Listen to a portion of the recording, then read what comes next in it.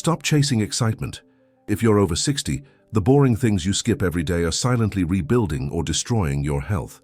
You think vitality comes from doing more, but science says it comes from repeating the right boring habits. Today, I'll reveal 16 of them. In my years of practice, I watched people chase excitement, new routines, extreme diets, punishing workouts, while their health continued to slip through the cracks.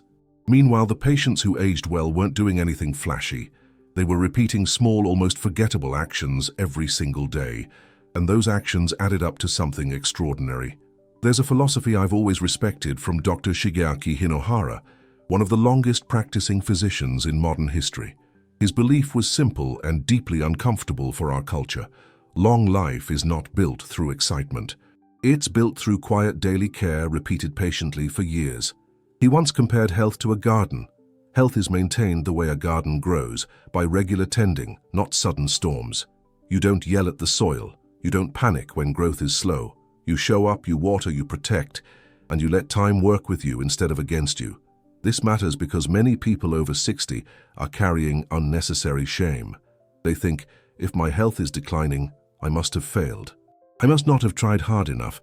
I must be undisciplined.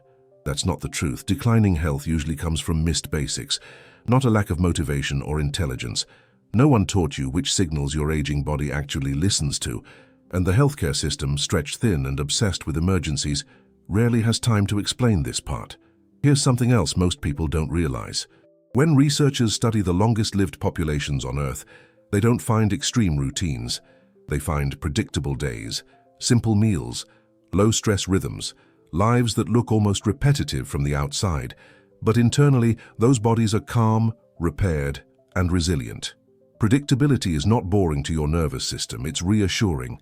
Simplicity is not laziness to your biology, it's efficient. So here's the promise of this video. I'm going to walk you through 16 boring habits, nothing flashy, nothing extreme, that quietly rebuild strength, mental clarity, balance, sleep, and resilience as you move into 2026. These are habits that work with aging physiology, not against it. We'll go through them in 4 systems because your body doesn't age randomly, and we'll end with the most boring habit of all, the one that protects everything else you do. This is not about becoming younger. It's about becoming steadier, safer, and stronger in the body you have now. Take a breath. You're not behind. You're just ready to rebuild, quietly, patiently, and effectively. One of the most damaging beliefs about aging is the idea that strength only comes from excitement, intensity, or exhaustion. That belief sounds motivating, but biologically, it works against the aging body. After 60, muscles and nerves no longer respond best to occasional bursts of effort. They respond to frequent low-level activation. This is not a motivational issue. It is a wiring issue. The communication between the brain, the nerves, and the muscle fibers becomes quieter with age. When signals arrive only once in a while, the body starts to assume those tissues are no longer needed. Strength fades not because the muscles are weak, but because they are forgotten. Think of the body like a motion sensor lighting system. When movement happens regularly, the lights stay on. When movement is rare, the system powers down to save energy. The shutdown feels like stiffness, weakness, slower reactions, and poor balance. Nothing dramatic breaks. The system simply goes dim. This is where the most underestimated habits begin to matter.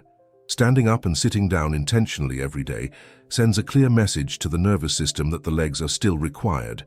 The thighs, hips, and core remain part of daily life, not occasional emergencies. Over time, this keeps the muscles responsive rather than dormant. Breaking up long periods of sitting has a similar effect. Extended sitting tells the body that movement is optional. Interrupting that signal throughout the day quietly preserves circulation, joint lubrication, and nerve awareness. The body stays online instead of slipping into idle mode. Light morning movement before breakfast does something different. It gently reactivates coordination and balance at a time when the nervous system is especially receptive. This is not about burning calories. It's about reminding the brain how the body moves through space before the day fully begins. Using stairs or inclines when they naturally appear reinforces the same message. These small changes in angle and effort keep the lower body adaptable. Adaptability is what prevents falls, not raw strength alone. You see the results in people who never set foot in a gym, yet remain steady on their feet. Their legs stay responsive because they are used all day, in small ways, without drama or recovery time. Across the day, these movement signals accumulate. 10 to 15 brief activations spread throughout waking hours keep the legs, hips, and hands participating in life. Grip strength, posture, and balance quietly benefit as a result. Nothing looks impressive from the outside, but inside the system remains awake. This kind of strength doesn't announce itself. It shows up when someone catches themselves before a fall, rises from a chair without effort, or walks longer without fatigue. The body doesn't need excitement to stay strong. It needs reminders that it is still needed. And when those reminders arrive consistently, strength rebuilds in silence. There's a quiet misunderstanding about energy after 60. Many people believe energy is about how much they eat, how many supplements they take, or how hard they push themselves. But the body doesn't experience energy as a number. It experiences energy as timing. After 60, circadian rhythm becomes one of the strongest regulators of repair in the entire system. This internal timing network governs mitochondrial renewal, hormone release, inflammation control, and even how efficiently cells clean up their own waste. When timing drifts, energy doesn't just dip. Repair slows down at the cellular level. The body doesn't run on motivation. It runs on clocks. When those clocks become inconsistent, the system loses its rhythm. Hormones release too early or too late. Digestion competes with sleep. Inflammation lingers longer than it should. The result feels like low energy, brain fog, poor sleep, and slower recovery, even when nutrition looks correct on paper. Consistent wake-up timing acts like an anchor for the entire day. When waking hours drift, every downstream process drifts with them. When wake time stabilizes, the body regains a predictable rhythm that supports repair without effort. Morning daylight exposure reinforces that rhythm. Natural light early in the day signals to the brain that it's safe to be alert now and restful later. This single signal quietly improves sleep depth, mood stability, and daytime energy without stimulants. Eating protein earlier in the day shifts repair to the hours when the body is most capable of using it. Muscle tissue, enzymes, and immune cells respond more efficiently to nourishment earlier rather than late. The same food, consumed at a different time, produces a different biological outcome. Finishing dinner several hours before bed completes the signal. Digestion and sleep are not meant to compete. When digestion finishes earlier, sleep becomes deeper and more restorative. The nervous system spends the night repairing instead of managing blood sugar and gut activity. When sleep and mealtime stay within a narrow daily window, the body relaxes. Energy becomes steadier. Cravings soften. The need for constant stimulation fades. Nothing dramatic changes on the surface, yet inside inflammation calms and repair resumes. People often notice that energy stabilizes without supplements or stimulants. Not because something new was added, but because the body was finally allowed to work on schedule. Timing doesn't demand intensity. It rewards consistency. And when timing returns to order, energy follows quietly, without being chased. One of the least visible forces in aging is chronic stress. It rarely announces itself, it doesn't always feel dramatic, but over time, it quietly accelerates nearly every system of decline in the body. There is a widespread belief that stress is unavoidable, that it's simply the price of modern life. Biologically, that belief becomes a problem. The body does not distinguish between emotional pressure, mental overload, or constant stimulation. To the nervous system, they all register as threat. When stress hormones remain elevated, the body shifts into a state of long-term protection. Muscle repair slows, sleep becomes lighter and fragmented, immune function weakens, brain tissue becomes more vulnerable to inflammation. Aging doesn't just continue, it speeds up. Stress acts like background noise in a mechanical system. At first, everything still works, but the constant hum wears down the parts. Precision declines, recovery shortens. Eventually, breakdown becomes more likely, even without a clear cause. Predictable daily routines counteract this noise in a subtle but powerful way. When the nervous system can anticipate what comes next, it reduces its defensive posture. The body spends less time scanning for danger and more time repairing tissue. Evening downshifting rituals serve a similar role. They signal closure. The day no longer needs vigilance. Hormones that promote rest and recovery begin to rise naturally when the nervous system feels safe enough to disengage. Limiting late-day stimulation reduces mixed signals. Bright lights, intense information, and constant alerts confuse the brain about whether it's time to be alert or to restore. When stimulation fades later in the day, the nervous system transitions more smoothly into repair mode. Slow breathing practices work at a deeper level. Extended exhalation directly communicates safety to the brainstem. Heart rate lowers, blood pressure softens, muscles release unnecessary tension. Over time, this daily signal teaches the nervous system that it does not need to remain on high alert. The result is subtle but profound. Life may look the same on the outside, but inside, recovery returns. Sleep deepens. Muscles respond again. Immune resilience improves. The body begins to age at a slower, more controlled pace. Nothing about this is dramatic. That's precisely why it works. The nervous system doesn't heal through force. It heals through reassurance repeated calmly night after night. The deepest misunderstanding about health after 60 is the belief that it is purely physical.